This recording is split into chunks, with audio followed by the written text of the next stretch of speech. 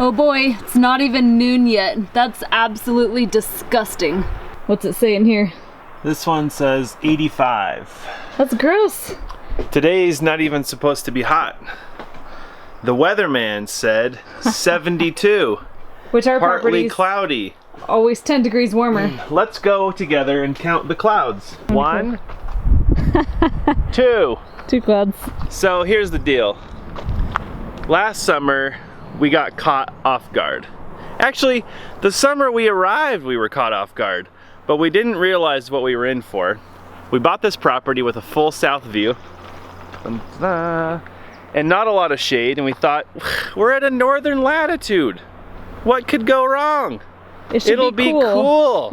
Ice ages and snowfall. Turns out it's a scorcher. So while we're developing our off-grid property, in case this is the first video of ours that you see, we are living in an RV. And our RV has been accommodating. We haven't been terribly uncomfortable. But the problem is, by about noon, from June through September, you can't do anything because it's 100 freaking degrees inside. And we're not complaining, we're just saying that in the modern world of technology, you don't get a trophy for sweating your butt off. We actually bought an air conditioner last year, except it was September. So we challenged ourselves not to use it because money was tight.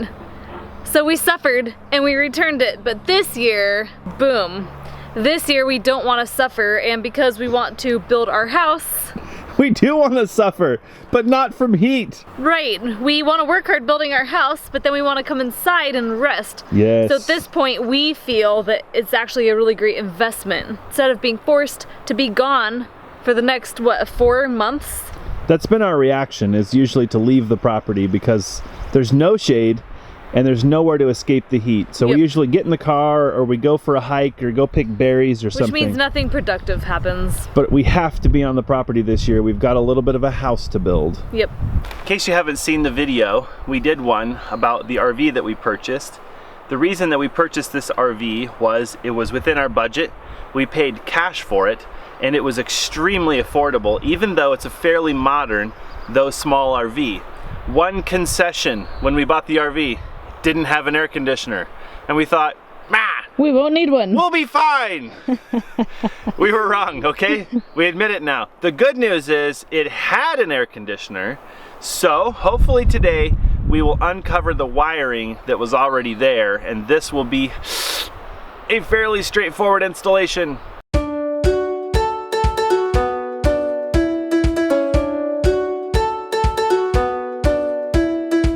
So in our RV, this vent used to have an air conditioner.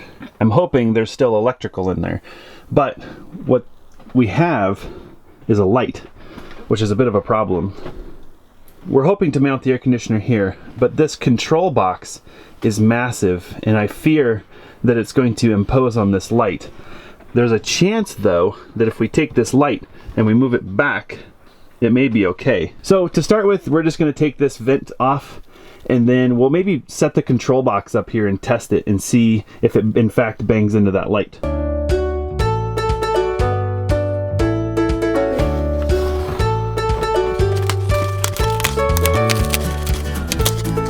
Is that the wiring? It's wiring for something.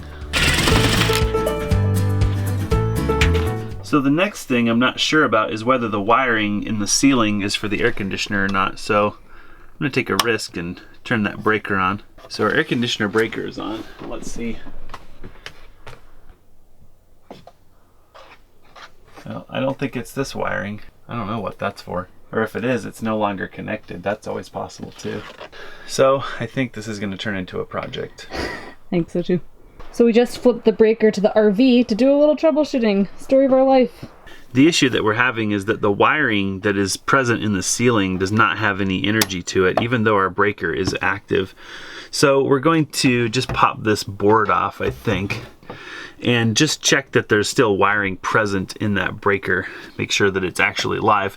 There's too much energy in here for me to check with this non-touch meter. So where this leaves this breaker, it appears to actually go into a line of PEX, not into this random colored wiring. Romex. Yeah, I was thinking PEX. Dealing with plumbing too much lately, which is not at all what's coming out the ceiling. We have checked our documentation on the RV and there's pretty much none. The manual's a joke. It's like pull the RV, have a good time, barbecue, don't burn the burgers, which is pretty useless when it comes to this stuff. Anyway, so now we're in troubleshooting mode, trying to find out why there's no energy at the wiring that we've exposed in the ceiling. I'm pretty confident this is actually lighting, trailer lighting. The colors kind of match the lighting wires that we use for low voltage lighting. So we just removed these little furring strips that they put in, I think to make this vent fit better. And hidden behind there was this little snipped off piece of Romex. We're gonna see if we can maybe just yoink that a little bit and maybe there's just enough wire, maybe we can get a crimp connector or something onto it. I think there's enough room there that if we slid on a crimp connector, it would go. So we've conceded that we need to get connectors, which I think we have, but they're at our storage unit. And then something we haven't talked about a little bit is the rot that is in the ceiling. And I think that's why the air conditioner got removed in this RV, is it probably was leaking and the RV was not under covered storage. Big no-no, RV owners. And I think that may be what caused this roof rot, which is partly why we got such a good deal on the RV. But we've got it covered, so it doesn't really bother us, except for now, it's becoming a bit of an issue. So we have a sheet of really thick, probably 3/4 or thicker plywood at storage. We're gonna go grab that because we wanna actually place that underneath the air conditioner to help distribute the weight. Anyway, we're off to storage. We're back from storage. Time to get this show on the road. Alyssa, being the lighter of the two of us, is going to make the ascent to the roof. Yeah. I never realized your rock climbing background would be so useful. I totally didn't think it would either. Okay, come with me. Okay, so we're just trying to move this stuff.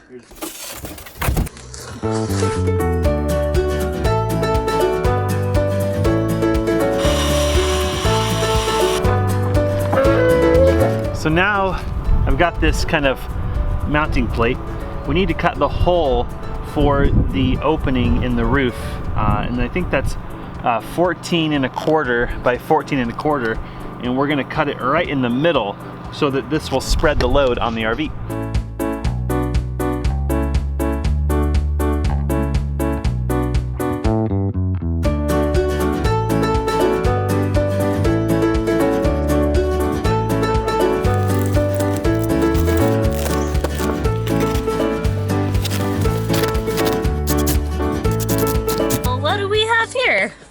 This is a weird angle.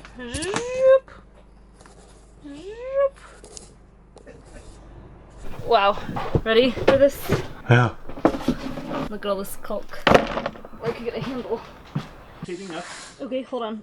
I'll start a pull. Hold on. Okay, a little towards me. Okay. If I need to go on that side, I can. We need to go that way. Okay. Good. I think you can slide gently from there. Good. Okay, you're on. Yay. That should be really close to where it needs to be on the box too, right? Oh, I can't even see. That's okay. It's close, I think. Okay. Yeah. All right, I think we're on the money. Okay, yeah, and I'm feeling pretty good that if we suck up the air conditioner to the control box, it'll take up a lot of this kind of slack and sloppiness. Good job. Let's keep moving, love. I didn't know we had a sauna. Oh man, I'm not even up there and I'm wow. 1/4 inch deep in sweat. Do some counter stretches. Okay. There you go. Good. And you're on the tire? Okay, gotcha. Okay. Okay, and stool's right behind you to the left. We're good. Good. Okay. All right, Wow. good. A shower and an air conditioner is going to feel real good. It's so hot. So a problem that I don't really like is that we've got this kind of rotted wood and the air for the air conditioner comes through this hole. So I really would like this to be fairly sanitary, I guess is a good word. Just not with rotten wood. And we have some of this kind of like really big duct tape. We bought this to repair our RV cover, but it looks perfect because it's really wide. It'll be perfect for kind of creating a clean patch around there. Okay, I am ready. Nice, so that's much cleaner. These wires have been wet, and so they're corroded. And I'm wanting to clean them up and to remove the corrosion so that I can crimp a connector on there. Because this is an air conditioner, and I think it's rated for a running load of like around 12 or 13 amps, I want to make sure that these connections are definitely solid, so we don't get any heat building up in these contacts. So I need you to kind of grab toward the back, Okay. and then just gently pry to pull it out. Okay. So that's one. The good and the bad of this. The good is we've extended those wires. The bad is they're protruding into the opening where the air conditioner is. So I'm hoping that we can either move them to the side carefully, like this, which will free up enough space to slide this by, or something. So now we can attach our Romex. You wanted to make a complete pigsty of our RV today, right? Totally. So I think it goes through this, what's called a strain relief. There's a strain relief here. So we'll thread the Romex into there, and then we'll hook black, white, and ground into there. And then I think we're pretty much set for wiring. Very nice. Okay, that's pretty good. Bugaboo. It's too crowded in here. Well, it sucks, but it's going. I guess I think it's going. Unreal. To go, huh? Unreal. Return duct is almost finished. Took a little bit of work to figure out how to get these mounting bolts to thread in. The nut on this center one spun, so it's useless because you can't reach up in there to hold it. So we're actually anchoring from corners, 3 corners instead of in the center, which is less ideal. Then this little ducting, which is your return air duct, pulled that down through and then put this little grill in here. I think that's how it goes. Time to put the bottom of the space shuttle on. Not quite time, but I'm just test fitting. Oh my God, we don't have to move the light. Dude, that looks awesome. Oh my God. Major upgrade. The light can stay. To hook this sucker into power. So this guy just slips over. He's kind of like a cover panel for all of your electrical connections. And it looks to me like it tucks in this little clip here. And then it goes clippy poo and clippy poo. Okay, I think we're at the point where I want to test the system before I put the shroud on. Because taking that shroud off doesn't sound super fun. So we need shroud? to... The I thought shroud. it was a space shuttle. The space shuttle shroud. We need to turn the RV breaker on. Okay. And then we will actually need to hook the generator up. Okay. And get that powering the RV. And then we'll flip the AC breaker on and we'll power everything on. So a couple of facts about our air conditioner. One, we chose a low profile model called the Penguin II because we have our RV in this Arctic garage. We needed something that was short because the trusses on that garage are pretty low. So that was a decision factor for us. It increased the cost probably almost $200. Putting it in there was super easy, would you agree? The low profile was huge. If you had to like squeeze, it was still tight in there, but you could get it done. So if you're gonna put your RV in a garage for the winter, think about your air conditioner. It's probably the tallest thing on top of your RV. The second thing is, for those folks who have been following us for a while, they know we're off grid. And there's going to be a question out there about whether we're going to power this with solar or generator.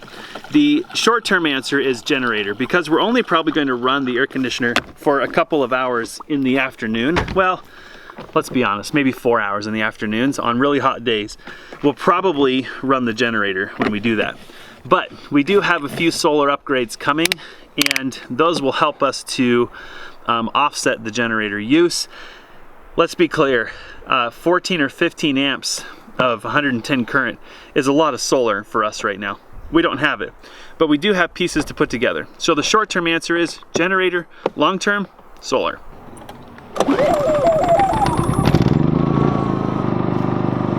Here's hoping this doesn't pop the breaker. We need to turn the left knobby poo to the right, and that will turn the AC on in the fan. For the record, this has just a fan mode, but it doesn't exhaust anything, it just circulates air. Okay. So if you fart over there and you turn it on circulate, you'll smell it over there.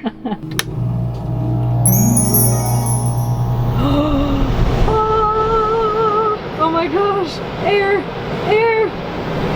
It's airing, it's airing. Huh. So apparently this is where the air comes out. Uh-oh, is that good or bad? This is where the air comes in. It even air conditions. Wow, that's amazing. Move over, move over. Wow. So it actually has ducts on 4 sides. You can open and close. Found a 5th vent. Boom! Nice. In case your butt's all sweaty, Yep. you just back up at that thing and you open her up. It'll blow the sweat right out. Yeah. It's already cool in here, and morale, like, I'm not even forcing this smile. So these are intake filters, and they just slide right in, which is kind of cool. So for those people who are hopefully not watching this as a tutorial, these little intake filters actually go on after you get Cool. the cover on. That's awesome. Yeah, so that you can take them out with the cover on. Alyssa said we have to end this video, so I'm making the executive decision to end the video right here. Heck yeah.